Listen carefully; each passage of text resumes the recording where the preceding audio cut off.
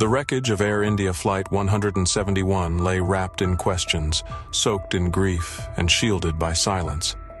It wasn't just a crash. It was a technological riddle that refused to give answers.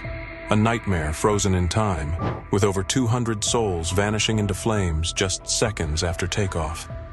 The world demanded to know, what happened inside that cockpit?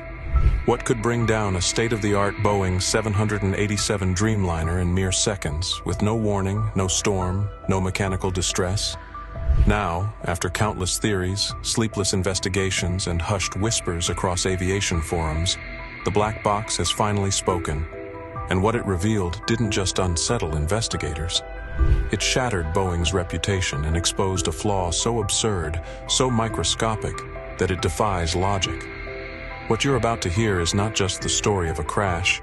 It's a revelation that will haunt every engineer, every pilot, and every passenger who dares to trust the sky again.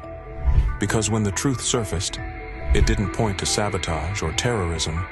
It pointed to the captain's seat. The morning after the crash, while investigators combed through a landscape of scorched debris and twisted fuselage, a bright orange cylinder was spotted on the rooftop of a hospital dormitory near the site. It was the black box, more precisely, the flight data recorder, FDR, still intact, still pulsing with the final seconds of the doomed aircraft.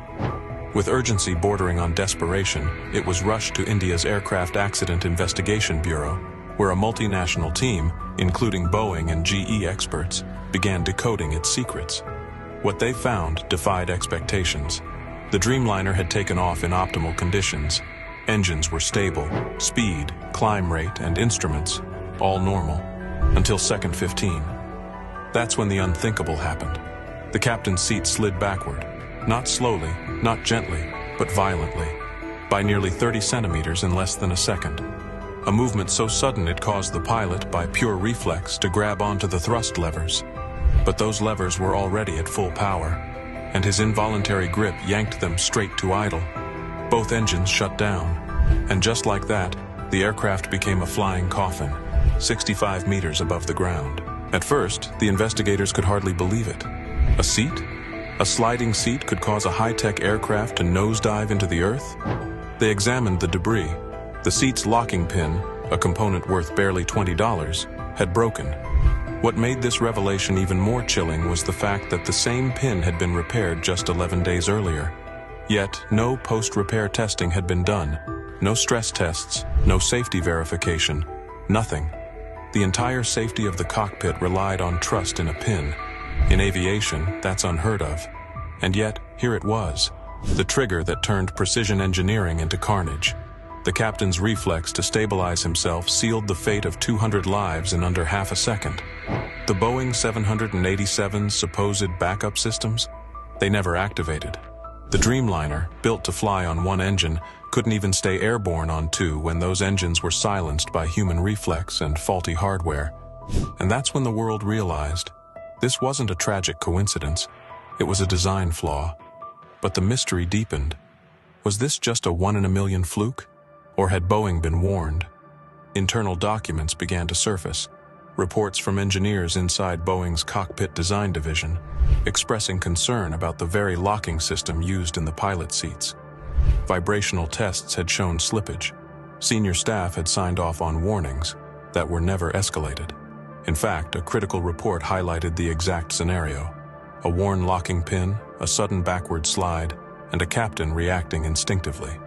But Boeing's upper management never saw it, or worse, ignored it.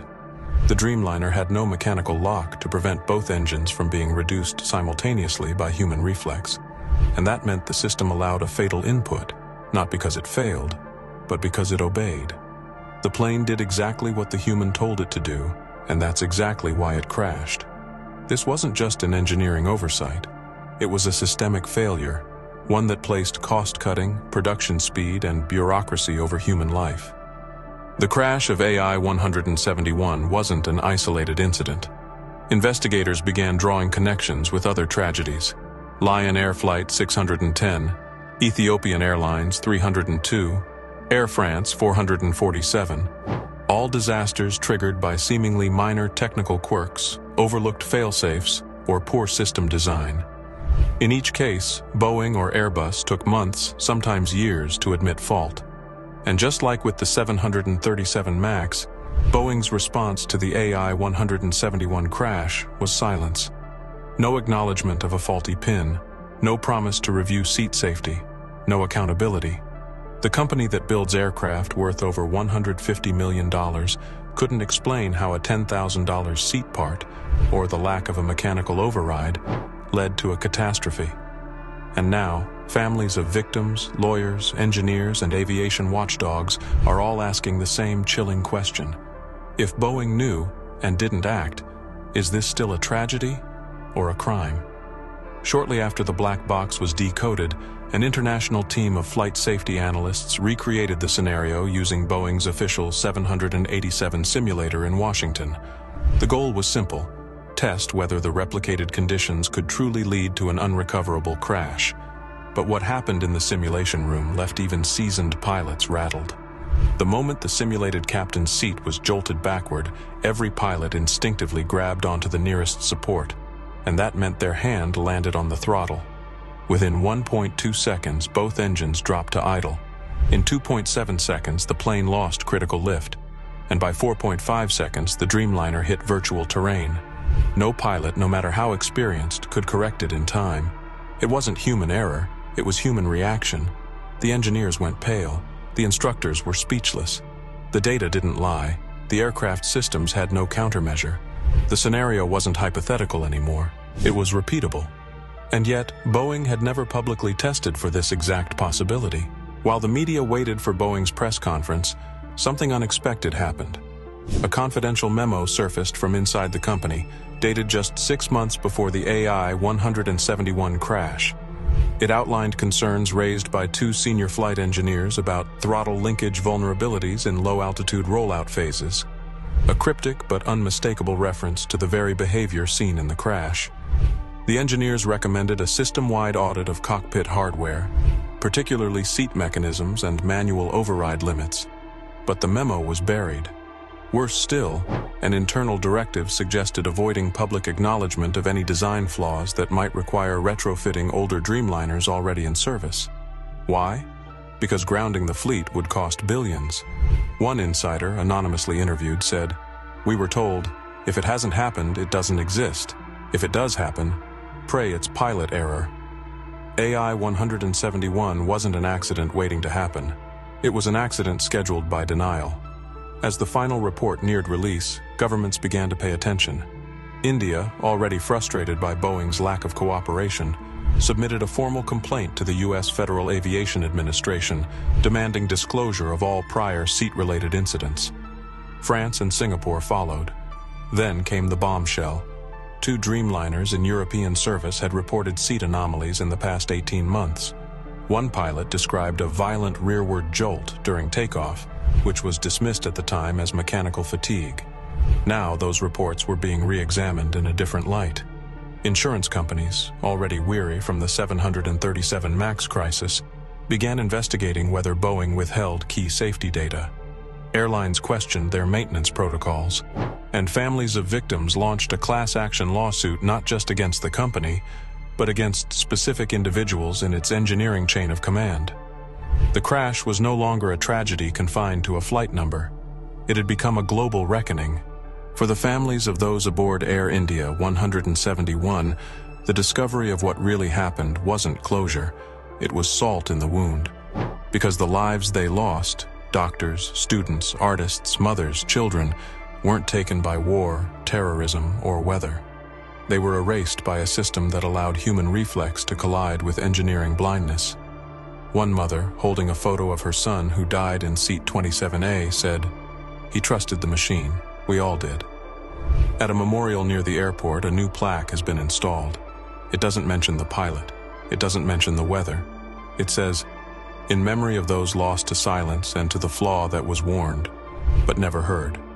And that's the real tragedy. Because this wasn't just a malfunction of metal. It was a malfunction of trust. In the end, what brought down Air India 171 wasn't a thunderstorm, a terrorist act, or a failing engine. It was something far more insidious, a quiet flaw that everyone saw but no one acted upon. A broken pin, a missed test, a warning lost in a folder, and a system designed to listen only when it's too late. The black box didn't just reveal data, it told a human story, one of reflex, of instinct, of engineers shouting into the void of bureaucracy. And now, that silence has a voice. The question is, will we listen this time? Because this wasn't the first time a plane went down due to a flaw hidden in plain sight. And unless accountability takes precedence over image, over cost, over pride, it won't be the last. Aviation was built on the bones of lessons learned in tragedy. But when we fail to learn, when we choose not to, we aren't flying forward anymore. We're just waiting for the next descent. If this story shook you, don't let it disappear into silence again.